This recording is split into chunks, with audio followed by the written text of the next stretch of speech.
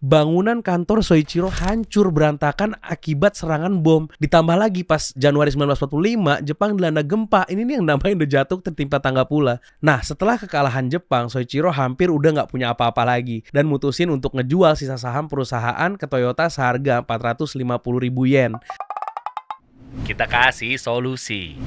Hari ini gue mau nyeritain tentang seseorang yang sangat inspiring. Dari seorang yang disepelein sampai berjuang di tengah kekalahan Jepang ketika perang. Dan bahkan ketika udah lumayan besar harus start lagi dari nol karena kantornya kena bom. Dibom sama Amerika. Orang ini juga pernah sempat ikut balap mobil dan hampir mati. Kisah ini menurut gue sangat inspiring tentang bagaimana cara dia untuk bisa survive dari semua itu. Gue mau cerita tentang Soichiro Honda, sang founder dari Honda yang sekarang menjadi one of the biggest automotive company in the world, yang selalu bikin inovasi di produk motor dan mobil untuk seluruh dunia. Seperti biasa, sebelum kita masuk ke kisah perusahaan dan foundernya, kita kenalin dulu nih sama pendirinya. Nama Honda diambil dari nama belakang foundernya sendiri, yaitu Soichiro Honda, yang sejak kecil punya ambisi di dunia engineering, yang muncul ketika dia lihat mobil Ford Model T di lingkungan rumahnya saat dia masih kecil dan fascinated by that creation. Saat itu dia sampai terkagum-kagum dan ngejar-ngejar mobil itu. Dari sini kita udah bisa ambil pelajaran pertama, di mana sesuatu yang besar itu bisa diawali dari mimpi yang berawal dari kekaguman dan berubah menjadi sebuah inspirasi.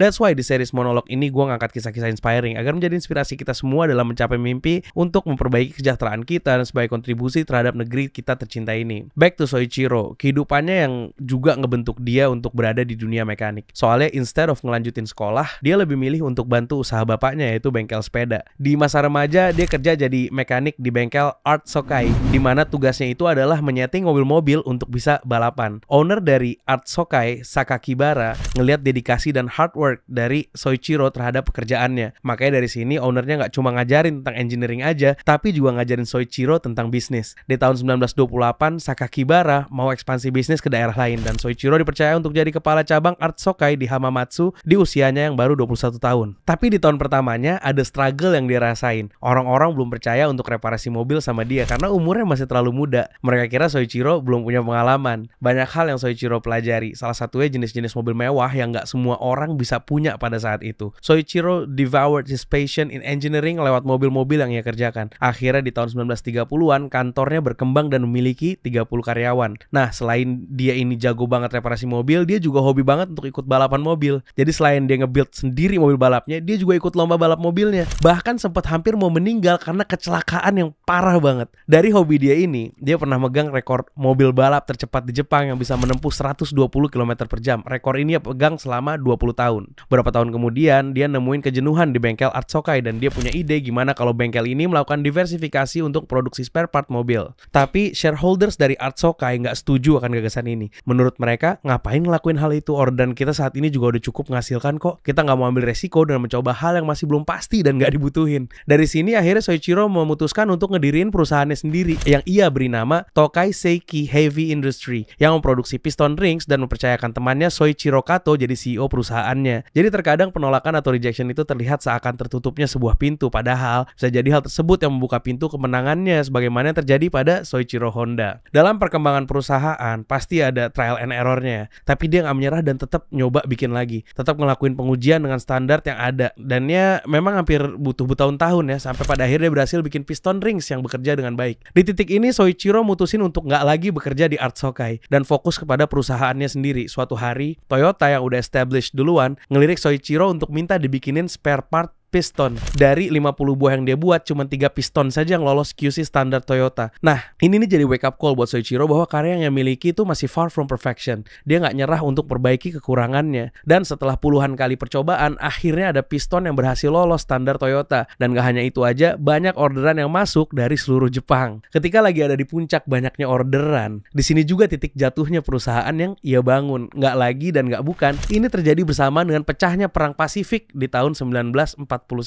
Soichiro nggak bisa mempertahankan perusahaannya di kondisi yang mencekik seperti ini. Akhirnya dia menyerahkan 45% sahamnya ke Toyota. Di sini kondisi Jepang makin memburuk. Banyak pekerja laki-laki yang resign dan masuk militer untuk pergi perang. Soichiro nggak termasuk ke daftar itu karena dia punya special condition, yaitu dia buta warna. Soichiro bener-bener puter otak untuk survive. Tapi titik puncaknya di tahun 1944 di mana Amerika secara gerilya nyerang Jepang lewat serangan udara dan memposisikan Jepang di ujung kekalahan. Dan yang namanya nasib dan takdir takdir ya. Bangunan kantor Soichiro hancur berantakan akibat serangan bom. Ditambah lagi pas Januari 1945 Jepang dilanda gempa. Ini nih yang namanya udah jatuh tertimpa tangga pula. Nah, setelah kekalahan Jepang, Soichiro hampir udah nggak punya apa-apa lagi dan mutusin untuk ngejual sisa saham perusahaan ke Toyota seharga 450.000 yen. Jepang masih luluh lantak akibat perang. Masyarakatnya juga masih sempoyongan untuk bangkit. Bahkan kelangkaan sandang, pangan, dan papan ada di seluruh penjuru Jepang. Dan nggak terkecuali Soichiro yang hampir nyerah untuk melanjutin bisnisnya. Tapi suatu hari Soichiro ini nemu mesin generator milik tentara Jepang yang pernah dipakai untuk sumber tenaga radio wireless. Ide cemerlang muncul di benak Soichiro pas ngeliat mesin ini nih. Gimana jadinya kalau gue gabungin mesin ini sama sepeda? Emang sih untuk di Eropa sendiri gabungan mesin dengan sepeda pada saat itu bukanlah hal yang baru. Tapi untuk di Jepang sendiri belum ada tuh yang lakuin hal kayak gini. Tapi Soichiro paham betul kalau misalnya Jepang tuh butuh transportasi yang murah untuk mobilitas masyarakatnya setelah peperangan tentunya. Dengan keyakinannya tersebut, Soichiro ngeberaniin untuk ngambil peluang ini dengan ngebangun perusahaannya lagi dengan nama baru yaitu Honda Technical Research Institute. Dengan berbekal 12 karyawan dan kurang lebih 500 mesin bekas, di tahun 1947 Soichiro berhasil untuk menyelesaikan sepeda motor pertamanya dengan nama Honda terpampang di mesinnya. Things were start to get interesting nih dari sini. Selama beberapa tahun, Soichiro terus ngedevelop sepeda motornya untuk jadi lebih baik. Tapi selama prosesnya, dia butuh uang lebih banyak untuk ekspansi ke wilayah yang lebih luas. Tahu nggak apa yang dia lakuin untuk solve this problem?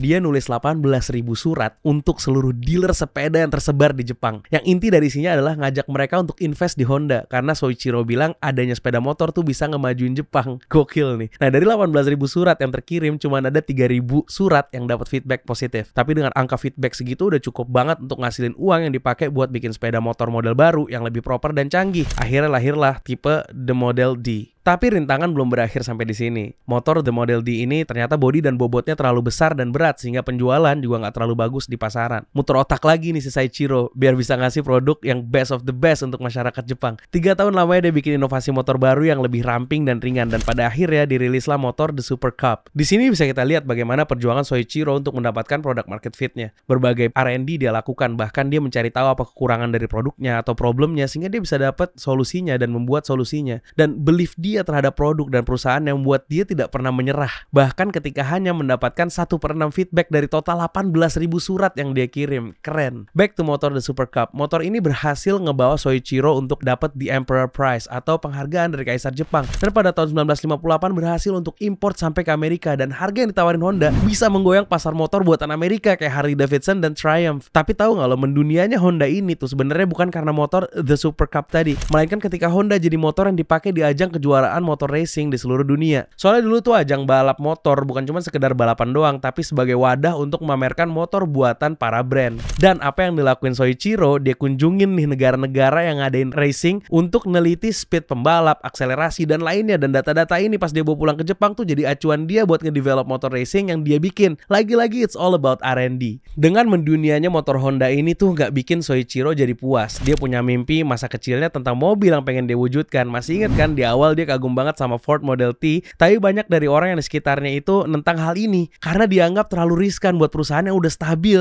dari sepeda motor tersebut. Padahal di Jepang udah ada pemain besar kayak Nissan dan Toyota, tapi hal ini nggak dihiraukan Soichiro. Dia berani untuk ikut main di bidang ini dan merilis T360 mini truck sebagai mobil pertama buatannya dan dilanjut merambah ke bidang sports car yang beri nama S500. Mimpi dia sejak kecil untuk bikin mobil udah tercapai. Dari sebatas angan-angan pas dia terkagum sama bentuk mobil yang dia lihat di jalanan dulu sampai dia kejar-kejar, bisa nganterin dia jadi salah satu perusahaan besar yang ngebuat inovasi-inovasi untuk ngebantu pekerjaan manusia. Makanya nih Honda Company punya tagline The Power of Dreams. Jadi dari kekuatan mimpi bisa menghasilkan hal-hal besar untuk dunia. Dalam perkembangannya sampai saat ini, Honda punya specialty di teknologi yang bikin hematnya bahan bakar yang mereka pakai di setiap mobil atau motor buatannya yang dinamakan Compound Vortex Controlled Combustion. Ini yang menjadi USP dari mobil atau motornya Honda. Kesuksesan dari Honda juga pernah diwarnai dengan beberapa kontroversi. Meski bukan dalam skala besar, tapi hal ini mau gue bahas sedikit. Salah satunya terkait korupsi. Ini terjadi di tahun 90-an dan informasi ini gue dapat dari artikel New York Times tahun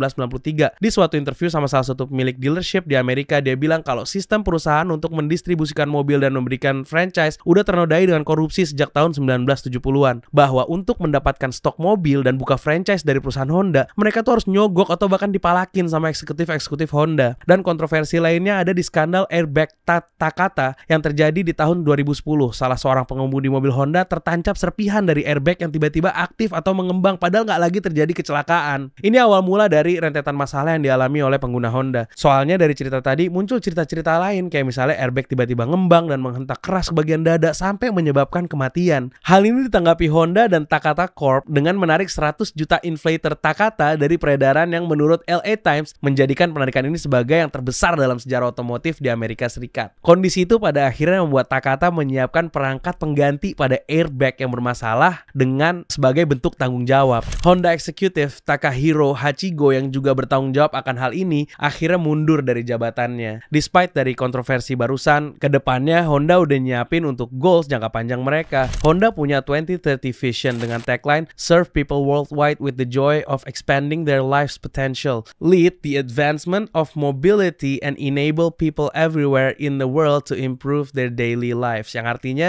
mereka akan maksimalkan potensi dari teknologi untuk ngebantu pekerjaan manusia agar lebih advance lah, intinya seperti itu. Anyway, banyak banget sebenarnya tentang Honda ini, tapi konten kali ini gue sebenarnya cuma mau nge-highlight kisah inspiring dari foundernya Soichiro Honda yang even at his lowest point in life, dia bisa nemuin peluang yang ngebantu dia untuk bangkit dan ngebangun ulang perusahaannya dan jadi one of the biggest automotive company in the world. Nah, kalau menurut lo gimana? Ada nggak kisah-kisah inspiring lain yang mau gue bahas yang mungkin lo ketahui yang bisa saling belajar kita satu sama lain untuk saling sharing inspiring stories yang bisa kita ambil pelajarannya? Tulis di kolom komen. Kita kasih solusi.